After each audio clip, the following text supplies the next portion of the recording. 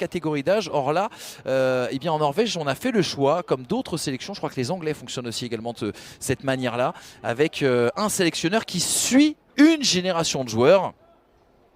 Donc la génération 2004 qui est suivie par Louis notamment, qui les a donc pris eh bien, dès la première catégorie internationale et qui va les suivre comme ça peut-être jusqu'en U21. La belle récupération là, on l'a vu à l'instant de Désiré Doué qui va orienter le jeu là sur le côté gauche. Ben Seguir qui était parti sans le ballon, il aura peut-être une deuxième chance, il a retrouvé Matistel, la diable de talonnade et l'ouverture du score, elle est magnifique. Quel enchaînement de l'équipe de France dans cette surface de réparation.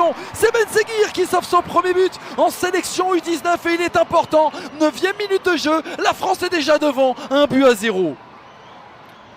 Mais quel enchaînement, quel travail en tout cas pour ces jeunes garçons avec du jeu en appui remise, du jeu à une touche de balle. Tout est parti eh bien, de cet homme Ben Seguir. Il était à l'origine de cette action, la talonnade de Matistel derrière le relais de Kari qui avait laissé passer. Et Ben Seguir à la conclusion de cette action qui ne laisse aucune chance à Magnus Ruglandri.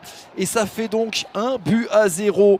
Ben Seguir, on l'a dit, qui a disputé son premier match, c'était mercredi dernier contre l'Irlande du Nord, entrée en cours de jeu, premier match bien sûr avec la sélection U19 qui comptait avant cela 7 sélections avec les U17 et les U18. Il avait marqué avant cela un but avec l'équipe de France U18 contre l'Écosse, c'était au mois de septembre 2022, au mois de septembre de Rup. Ils vont aller chercher peut-être dans les petits espaces, ils essayent d'attirer vraiment ce pressing français. Hopland, oui, avec la présence de Nousa entre les lignes qui va décaler désormais Egeli, ouais, qui va aller centrer à l'entrée, 5,50. Oh, il était tout seul. Alvander Rolsoy, le joueur de l'Atalanta Bergame, libre de tout marquage, qui n'a plus qu'à pousser ce ballon au fond des filets. Ça fait un but partout. Tout est à refaire pour les Français. 35e minute de jeu et le suspense, eh bien, qui reste à le temps ici au stade de la Source.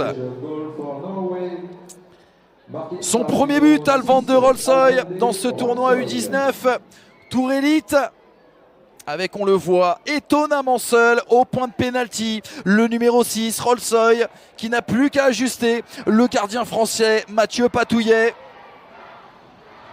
Et bien voilà, de quoi pimenter cette rencontre, de quoi pimenter ce que l'on a présenté presque comme une finale.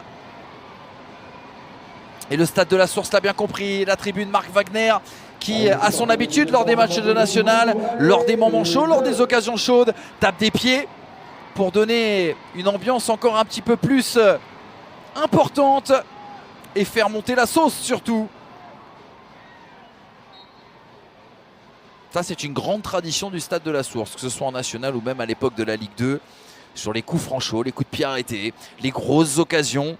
Eh bien, s'ils souhaitent se qualifier, vont devoir marquer, gagner contre la Roumanie qui a encore ses chances de qualification et marquer. Mais il nous reste encore 10 minutes à vivre dans ce match. Et attention, il est passé, Antonio Nusa dans la surface, la frappe. Oh, le but avec l'aide de la barre, le but de la Norvège à 10 minutes de la fin qui vient piquer cette équipe de France. On le disait, la France était un peu moins bien depuis quelques minutes. Et Antonio Nusa, le joueur du Club Bruges, champion de Belgique la saison dernière, qui vient donner l'avantage à la Norvège. La Norvège qui fait un grand pas avec ce but de plus vers la qualification pour l'Euro 2024.